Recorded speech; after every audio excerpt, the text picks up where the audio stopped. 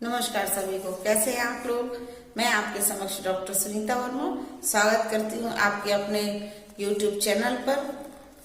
आज मैं आपके समक्ष बुंदेली काव्य के महान कवि गंगाधर व्यास को लेकर के आई हूं।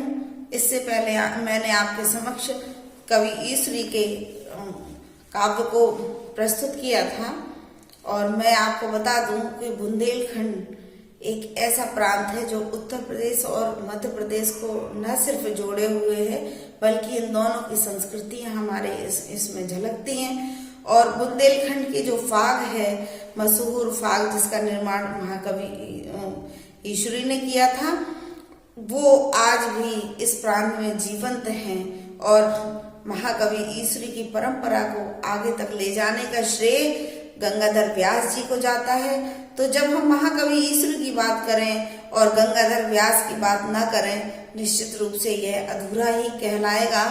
तो मैं इस अध्ययन को अधूरा नहीं बनाना चाहती, इसलिए आज मैं आपके समक्ष लेकर के आई हूँ गंगाधर व्यास जी को। और मैं इससे पहले उनके काव्य के विषय में बताऊं, थोड़ा सा मैं उनके जीवन पर प्रकाश डालना चाहूंगी कि गंगाधर व्यास और महाकवि ईश्वरी दोनों समकालीन कवि हैं और दोनों ही एक दूसरे के साथ रहे हैं। गंगाधर व्यास महाकवि ईश्वरी की कविताओं से और काफी प्रभावित हैं, इसलिए हमें गंगाधर व्यास के फागों में महाकवि ईश्वरी की झलक भी देखने को मिलती है।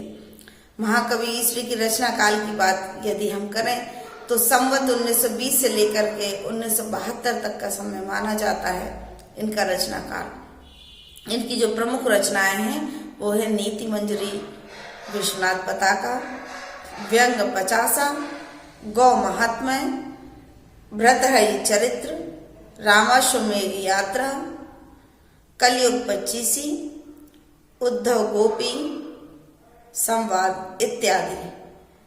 अगर हम महाकवि गंगाधर व्यास के जीवन को देखते हैं तो हम ये पाते हैं कि उनका जन्म सन 1842 ईस्वी में हुआ। इनके पिता जो है पंडित रामलाल व्यास थे, जिनकी शिक्षा दीक्षा छतरपुर में हुई और यहाँ पर रह कर के भी इनके पिता ने इनकी शिक्षा यहीं छतरपुर में दिलवाई और यहाँ पर रह कर के उन्होंने संस्कृत, हिंदी और उर्दू का अध्ययन किया। व्यास जी विलक्षण प्रतिभा के धनी थे। उनकी ये विलक्षण प्रतिभा हमें 16 वर्ष की आयु में देखने को मिल जाती है और 16 वर्ष की आयु में इन्होंने कविता का निर्माण करना, सृजन करना आरंभ कर दिया था। इनकी इसी कविता सृजन से प्रभावित होकर के जब सूचना दी गई छतरपुर नरेश महाराज को, तो छतरपुर नरेश महाराज ने इनको अपने राज दरबार में बुलाया। इनके कविता से प्रभावित होकर के उन्होंने आश्रयदाता के रूप में वहां पर इनको रखा। व्यास जी की काव्य प्रतिभा से विश्वनाथ महाराज जूदेव अत्यधिक प्रसन्न रहते थे और प्रभावित रहते थे और उन्होंने एक बार समस्या पूर्ति की बात की, तो समस्या पूर्ति में उन्होंने गंगाधर व्यास जी को भी बुलाया। तो अन्य कवियों ने समस्या पूर्ति को पूर्ण नहीं कर पाया, परंतु गंगाधर व्यास ने कर लिया। उनकी समस्या पूर्ति इस प्रकार से है कि कठिन करात कपूत कलिकाल विषय माने, अर्ज एहि नर देवी न देवे राम, गंगाधर कहे जय पे देवे नर देही पे, ए तो समान देह देह संग 8 यामा। इस तरह से उन्होंने समस्या पूर्ति की।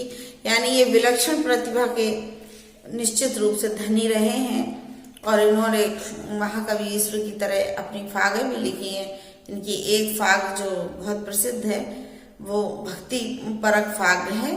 देखिएगा, मौका भव बारिद से तारो, कीनो भजन तुम्हारो। हे ईश्वर, मुझे इस भव यानी संसार की जो बारिद, ये संसार सागर से तार करिए, मैं आपका भजन करता हूँ, मैं आपका स्मरण करता हूँ।